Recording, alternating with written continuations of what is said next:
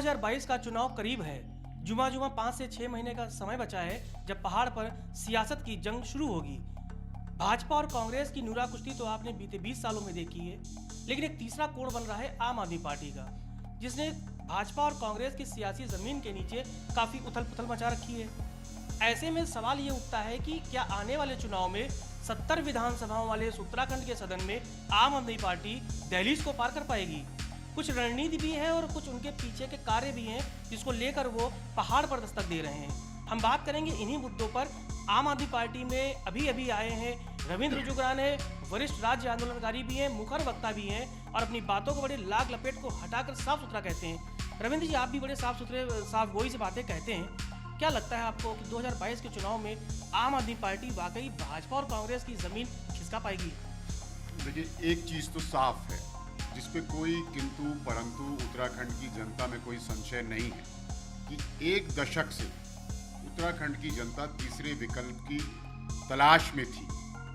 Public BJP Congress से नारसन से लेकर लक्सर से लेकर बहादुराबाद यानी हरिद्वार, रुड़की से लेकर पिथौरागढ़ से लेकर उत्तरकाशी चमोली तक, जिसको हम कहते हैं आसकोट से आराकोट तक, जनता 20 साल देख चुकी है, 10-10 वर्ष का शासन, और विकल्प की तलाश में तो पिछले एक दशक से है।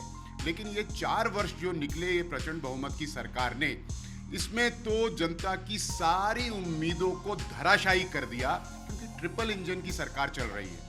केंद्र में बहुमत, उत्तर प्रदेश में प्रचंड बहुमत और उत्तराखंड में प्रचंड बहुमत। बहुत उम्मीदें संजोई थी, आशाएं थी जनता को, क्योंकि ट्रिपल इंजन है तो मदद मिलेगी।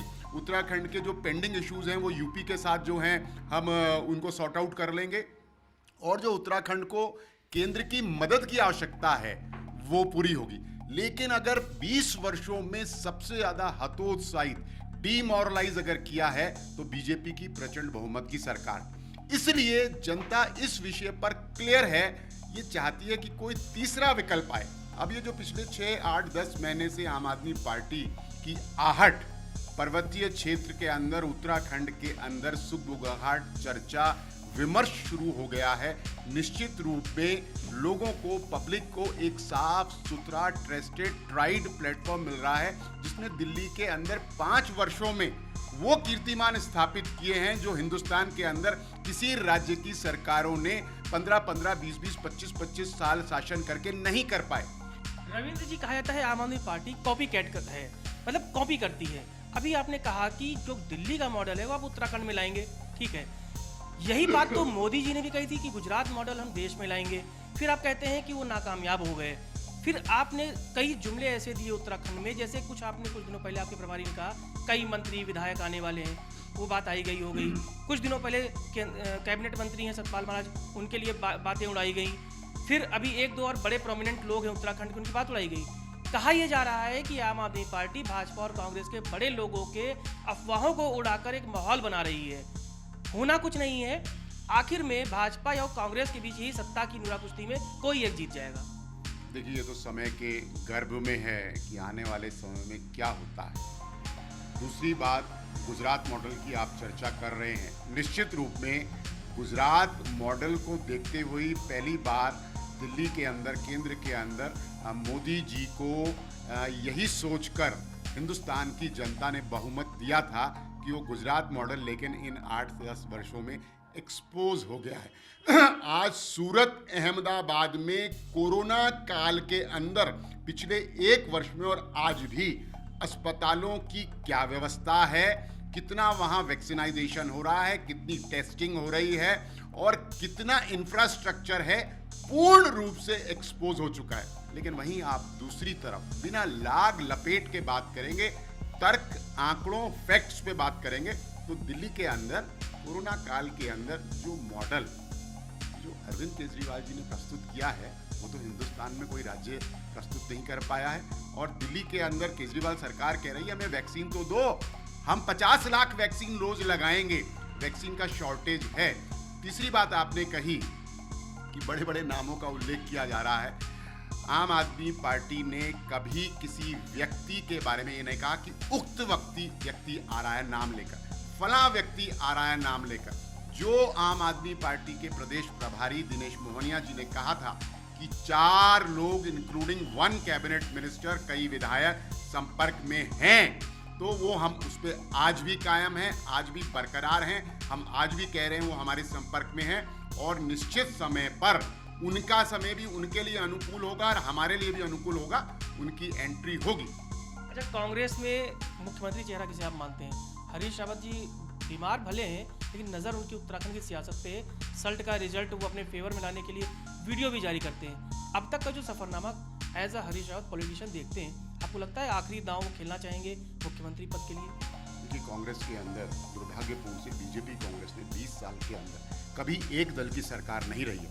आज भी अगर 57 विधायक बीजेपी के हैं और प्रचंड बहुमत की सरकार है, तो कांग्रेस के सहयोग, समर्थन और पूरे उनके साथ मिली भगत, फ्रेंडली मैच से चल रही है। इन 4 वर्ष में एक भी मसले को कांग्रेस ने, लीडर ऑफ अपोजिशन हो, कांग्रेस के जिन नेताओं का आपने नाम लिया हो, वो केवल रस्म अदाई के लिए उठाते हैं। कोर्ट तो अकेले रविंद्र जुगरान और अन्य लोग जाते हैं। 22 जनहित याचिकाएं Allahabad high court, supreme court और उत्तराखंड हाई कोर्ट में तो व्यक्तिगत मेरी है। ये तो सब बीजेपी के गुर्गे हैं यहाँ पर। और आधी कांग्रेस तो बीजेपी में चल गई और बाकी कब चली जाएगी और उधर से कब इधर आएंगे अपने छोटे छोटे स्वार्थों को लेकर, कोई टिकट को लेकर, कोई मंत्री पद को लेकर, कोई मुख्यमंत्री को चेहरे को लेकर। तो उत्तराखंड की जनता खाली बीजेपी से त्रस्त नहीं है। उत्तराखंड की जनता बीजेपी कांग्रेस के 20 साल के कुछ शासन से, जिसमें उत्तराखंड को ठगा गया और पहाड़ जो है, जिसमें पहाड़ के साथ धोखा हुआ, विशेषकर पहाड़ शब्द का यूज कर रहा हूं क्योंकि पहाड़ जैसी समस्याओं के समाधान के लिए अलग राज्य के लिए शहादत, ऐतिहासिक संघर्ष और निर्माण किया। अच्छा, आखिर में मेरा एक सवाल है, 2022 के चुनाव में चंद महीने बचे हुए हैं। आपके ही पार्टी के वरिष्ठ नेता से जब बात करते हैं तो वो दबी जुबान ये कहते हैं 4 से 5 सीटें ऐसी हैं उत्तराखंड की, खास करके उधम सिंह नगर और उधर जाए मैदानी इलाकों में, जहां आम आदमी पार्टी फाइट ठीक ठाक दे रही है। आपको लगता है 70 सीटों पर लड़ने की बजाय अगर कम सीटों पर फोकस करते तो नतीजा बेहतर आप ला सकते हैं? नहीं, पूरी 70 सीटों पर लड़ने का निर्णय नेतृत्व का बिल्कुल सही है। और अभी पूरे 8 और 2 10 माह बचे हुए हैं। जो इंटेलिजेंस, फौज, भारतीय सेना का लड़ने का जो तरीका होता है ना, वो बहुत चरणबद्ध तरीके से होता है और बहुत पिन पॉइंटेड होता है, क्लियर कट होता है। और सोने की चिड़िया पर, जो चिड़िया पर उसकी नज़र होती है कि मार कहाँ करनी है। आप समय के साथ साथ आगाज अच्छा हुआ है, अंजाम बहुत बेहतरीन होगा, आप आश्वस्त रहिए। और वो आम आदमी पार्टी की बात नहीं है, बात उत्तराखंड की है। उत्तराखंड के हित में बहुत अच्छे नतीजे आपको 2022 के चुनाव में मिलेंगे। और बरसात के